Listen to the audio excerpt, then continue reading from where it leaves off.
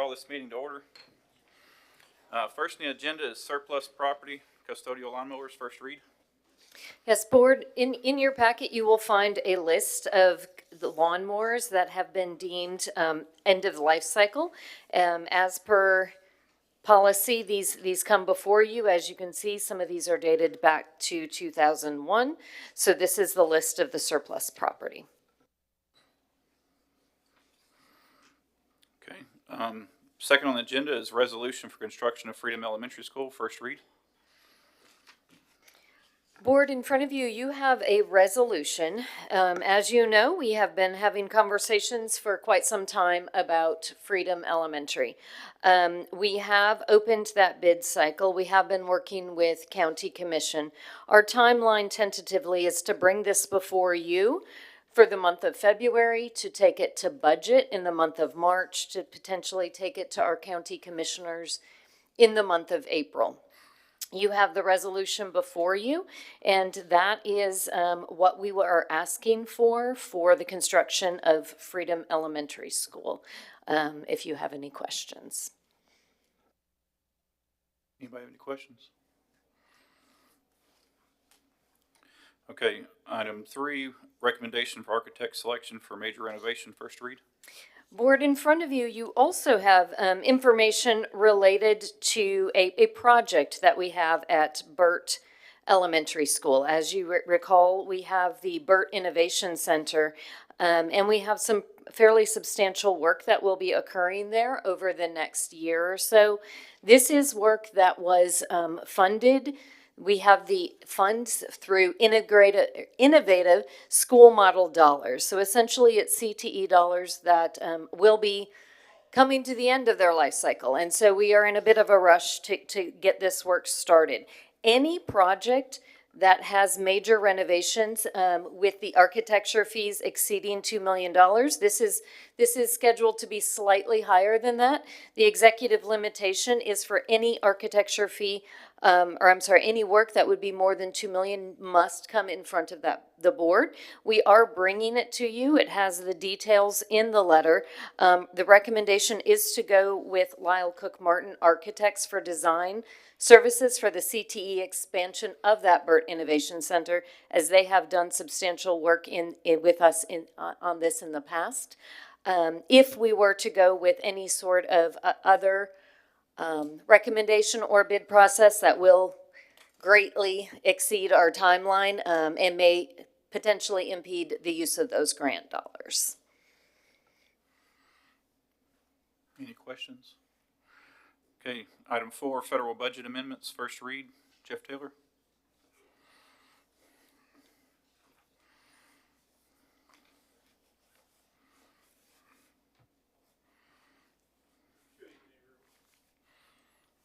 Good evening, everyone. We just have some small amendments on our grants. The consolidated admin grant is a decrease in revenues of $13,500. The rest of these are just reallocation of the funds for the ADC 23 grant, the CTE Perkins grant, the IDEA Partnership K through 12, and then the IDEA Part B and Pre-K grants. No new money. We're just moving these monies to the appropriate line items for the expenditures that we expect to incur. Any questions? Thank you. Item 5, 24-25 strategic work mid-year review. Board, each year we do strategic work that we share with you, and you get each month a detailed report of each of the items on our strategic work. This is just a summary that we do mid-year, just to kind of encapsulate everything that has occurred so far with each goal and where we're at. As you can see, we have kind of marked where we're at as far as the level of progress made. Each of them so far are on track, and we are optimistic for the completion by the end of the year. If you have any questions about any piece of the strategic work, as always, let us know.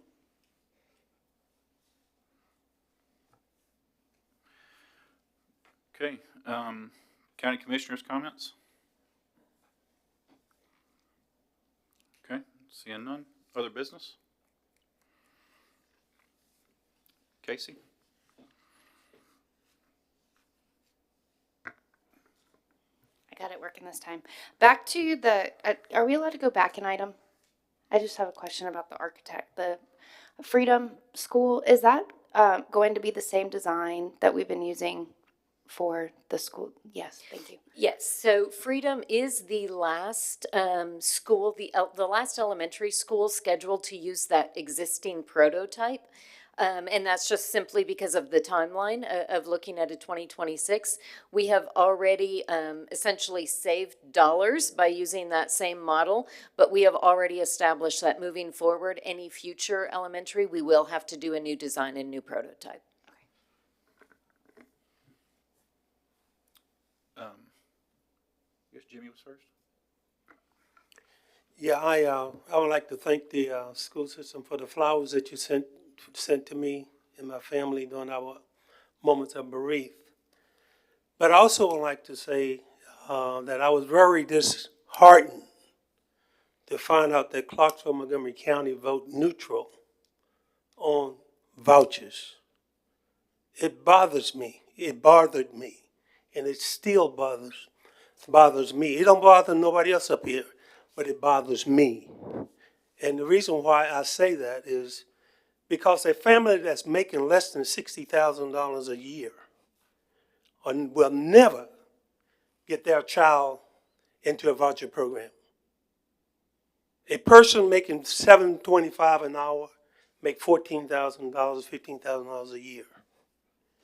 That family would never get their child into one of those vouchers programs, no matter what the legislators say, no matter what the governor say, no matter what anybody tell you. If they tell you anything different, they're lying. And I'll say that to the face. I won't talk behind the back.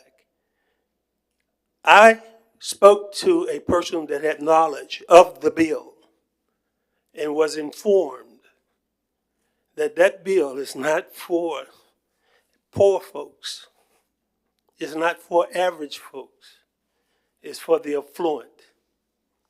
And we have a representative that actually carried the bill. It's a problem. That bill, if and when it is signed, if it hasn't already been signed by Bill Lee, is going to cause our county commissioners to have to raise our taxes in order to make it work for Montgomery County.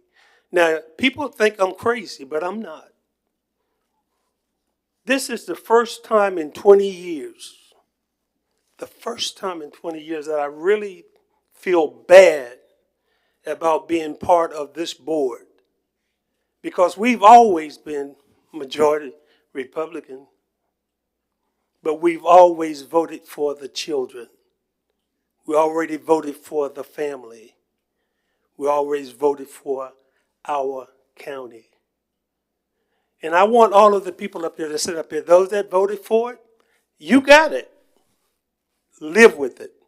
But I promise you that this bill is going to cause us to have a heavy tax increase sooner rather than later. Thank you. Aaron? I wasn't planning on saying anything about this, but Mr. Garner, I would encourage you, you said you spoke to someone who read the bill. I'd encourage you to read the bill. I don't think anything you just said is true. But what I hit the microphone for is to say I would like in the future meeting if that we could just do a review of our live stream to see if we would, as a board, potentially like to live stream the night of opposed to posting the next day. So if we could just get that on the agenda for the future to have that conversation. Thank you. Another Jim. request. Go ahead. This is another request coming from my left. The bottom line is whether we have a live stream today, tomorrow, or next week, the truth is the truth. And the people of Clarksville-Montgomery County, they need to know the truth. And the Bible said to know the truth and it'll set you free. And I want my people to be free. Be free to know that if I am going to pay taxes for something, at least I should be able to use it. And we're gonna have these people that working at the McDonald's or the low-end jobs paying taxes for the affluent to be able to send their kids to private schools. And that's all that I'm saying. And in order to do it, the county commissioner is gonna have to raise our taxes for our property and anything else in this county to help them to offset having to go out and get a loan. So I mean, that's all I'm saying. Anyone else? Okay. You have something else? Good evening, board members. February kicks off Career Technical Education Month across the nation. Last night, I had the privilege of watching some of our early technical college students present to the county commissioners about the advantages of focusing on skilled trades in high school. ETC is housed at our local TCAT and is free of cost to our CMCSS families. Applications are currently open until February 14th, and as of yesterday, they already had approximately 150 applications for the program. Just as a reminder, our open enrollment period is open for all of our schools of choice. We feel strongly about providing parents choice in their child's educational experience. Across the district, we have over 30 different programs of study that our students may choose to enroll. If a student zone school does not offer the CTE program of choice, parents may request special transfers if room is available. Applications are still available for Spanish Immersion, Moore Magnet, 10 high school academies, middle college, TCAT, and K-12 virtual. We want to ensure every family finds the right fit. At our formal meeting later this month, we will be sharing more details about CMCSS school choice. Mr. Lanier, this concludes my report for the evening. Okay. Guess with that, we're adjourned.